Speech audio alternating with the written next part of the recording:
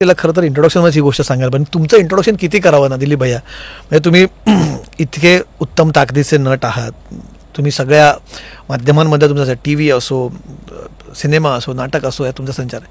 तुम्ही एक सिद्धहस्त लेखकसुद्धा, म्हणजे तुम्ही ही नाटकं एकांकिका तुम्ही लिहिल्यात, सिरियल्स लिहिल्यात, पण मग साहित्यात सुद्धा तुमचं तसं तुम्हाला साहित्य अकादमी आहे.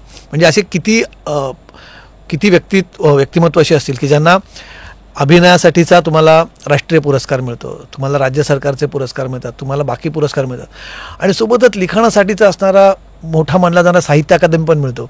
हे रोल्स तुम्ही ह्याच्यातला फरक आहे, प्रवेश कसा करता? म्हणजे बोक्या सातबंडे हा आजही किती आवृत्ती आला त्याच्या आतापर्यंत? पहिले 3 भागांच्या 25 आवृत्ती चालू आहे. नंतर 4थ्या आणि 5व्यासाठी साहित्य अकादमी पुरस्कार मिळाला. त्याच्या पण 9-10 झाल्या आवृत्त्या. परत आधी 3 आवृत्त्या आल्या बाहेर. ते मुळात आधी रेडिओ प्लेज होते. ते म्हणजे श्रुतिका बोक्या सातबंडे रेडिओसाठी लिहिलं. त्यांनी मला सांगितलं मुलांसाठी कार्यक्रम असायचा बाल दरबार म्हणून, मुंबई बाल दरबार रेडिओला. तर ते म्हणाले तर नेहमीसारखं मी नाही हो, मला वेळ नाही. आणि मग त्याने मला परत आग्रह करून नये म्हणताना मी म्हटलं, माधव कुलकर्णी म्हणून त्याचे हे होते निर्माते दिग्दर्शक, त्यांना म्हटलं अहो आता टेलिव्हिजनचा जमाना आहे, रेडिओ कोण ऐकणार? तर त्याने मला दम भरला, जर शहाणपणा करू नको, मी सांगतो ते लिही, तू नक्की लिहू शकशील चांगलं म्हणून. आणि त्या श्रुतिका खूप पॉप्युलर झाल्या. एकदा मी गेलो त्यांना भेटायला रेकॉर्डिंगसाठी, तेव्हा त्यामुळे इकडे बस मला शिष्टपणे सांगत होतास, कोणी ऐकणार नाही टीव्हीच्या जमान्यामध्ये, बस इकडे. त्याने कपाट उघडल्याने एवढी पत्र काढली सगळी.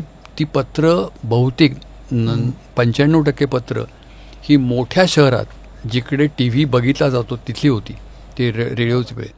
बाकीच्या विचार तुम्ही लिहिले, तुम्ही इतरही पुस्तक, तुम्ही आता आपण मगाशी अनुदिनीचा उल्लेख झाला, तुम्ही आता पत्रपत्री चालू आहे त्यावेळी तेही तुमचं ते नाटक आहे तुमच्या परत. जसं केदार शिंदेला अनुदिनीमध्ये सिरियल दिसली, तसं पत्रापत्री या पुस्तकात दोन तरेवाईक म्हाताऱ्यांनी एकमेकांना लिहिलेली पत्र आहेत. ती तात्यासाहेब आणि माधवराव यांनी एकमेकांना लिहिलेली पत्र आहेत.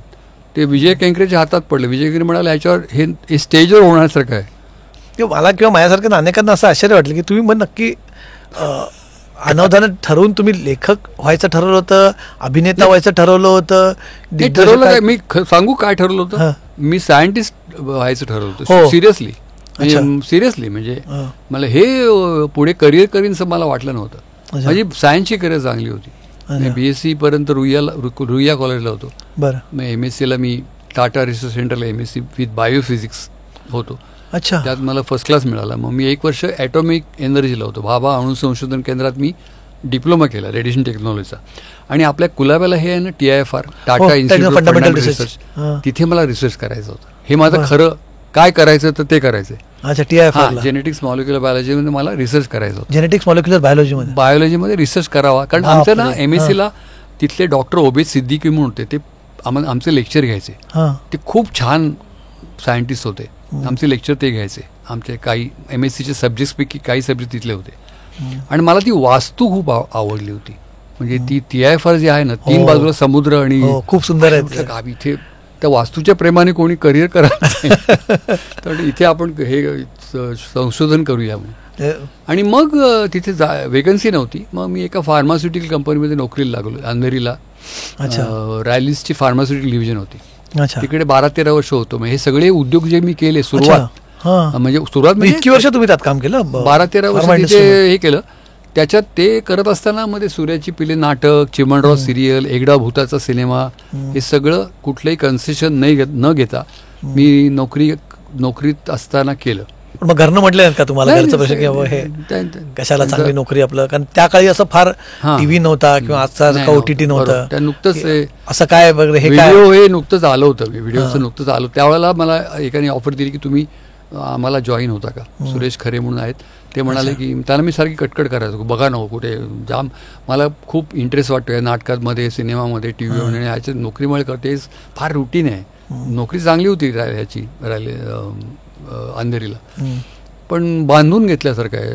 त्याच्यात मी सिरियल करतोय, नाटकं करतोय आणि करायची वाटतात, करता येत नाही. तर मग त्याने मला ऑफर दिली का असं आम्ही सुरू करतोय, तू जॉईन होतोस का बघ. कम्प्लीट लाईन बदलायची होती. बदल मग सायन्सला रामराम केला. आणि कोणी आपण म्हणता काय एक सायंटिस्टला मुकलो म्हणण्यापेक्षा जर तुम्ही तसे तिकडे राहिला असतात तर आम्ही उत्तम अभिनेत्याला मुकलो असतो. हो. मग ते वर्षात एकदा गणपती उत्सवात वगैरे असं एखादं नाटक करायचं किंवा वार्षिक उत्सवात असं राहिलं असतं, मग ते झालं नसतं. आम्हाला हे सगळं एका अर्थी ही सगळी पात्र आम्हाला नसीब बघायला मिळाली कदाचित. मागे वळून बघताना कुठला असं वाटतं की हा टर्निंग पॉईंट ठरला आपल्या आयुष्यात? टर्निंग पॉईंट बरेच टर्निंग पॉईंट्स आहेत, एक नाहीये. अच्छा. माझ्या वडिलांनी एकदा मला सांगितलं होतं, मी हे त्याची माझी धावपळ बघत होते नोकरी असताना. ते मला म्हणाले की तुला एक तो असे खूप सौम्य बोलायचे, सौम्य ह्याच्यात होते असे. ते मला म्हणाले की दिलीप तू एक विचार केलास का? म्हटलं काय? तर तू करिअर का नाही करत ही ॲक्टिंगची? मी चिडलो त्यांच्यावर. उलट झालं. बाबा हो, बाबांना म्हटलं अहो ही एवढी चांगली करिअर आहे माझी, इतकी फर्स्ट क्लास नोकरी चांगली आहे राहिली केमिस्ट, तुम्ही म्हणजे ही अत्यंत बेभरोशाचं फील्ड आहे हे मी त्यांना सांगितलं. तसे मतकरींमुळे माझ्यातला ॲक्टर मला सापडायला मदत झाली. ही स्वतःला शोधण्याची प्रक्रिया जी आहे ती मतकरींच्या ग्रुपमध्ये वेगवेगळ्या तऱ्हेचं व्हरायटी ऑफ रोल्स त्यांनी मला करायला, मी म्हटलं ना विश्वास दिग्दर्शकांचा असायचा, ती सुरुवात मतकरींपासून झाली.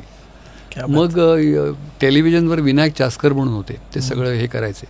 त्यांनी मला लिहून करायला सांगितलं. म्हणजे त्याच्यामध्ये खूप मी म्हणजे स्वतःला शोधण्याची प्रक्रिया मतकरींकडे झाली, स्वतःला सिद्ध करण्याचं हे चास्करांकडे झालं. टी व्हीवर संजय सुरकर किंवा आज गजेंद्र अहिरेने किती 3 सिनेमा तिन्ही अगदी वेगवेगळे रोल्स दिले. मग आदित्य सरपोतदारने मला नारबाची वाडीचा रोल, त्याला दारबा दिसला माझ्यामध्ये. मग त्याला माझ्यामध्ये भारा भागवत दिसले, फास्टर फेणेचे. मी कॅरेक्टर गांधी आणि भारा भागवत 2 कॅरेक्टर रोल्स केली मी. आणि आता सगळ्यात कठीण रोल हा दशावतारा मला सुबोध खानोलकरला मी दिसलो. तर तुम्ही नाही म्हटलं मी करणारच नाही म्हणा सिनेमा. अरे आत्ताच दशावतार.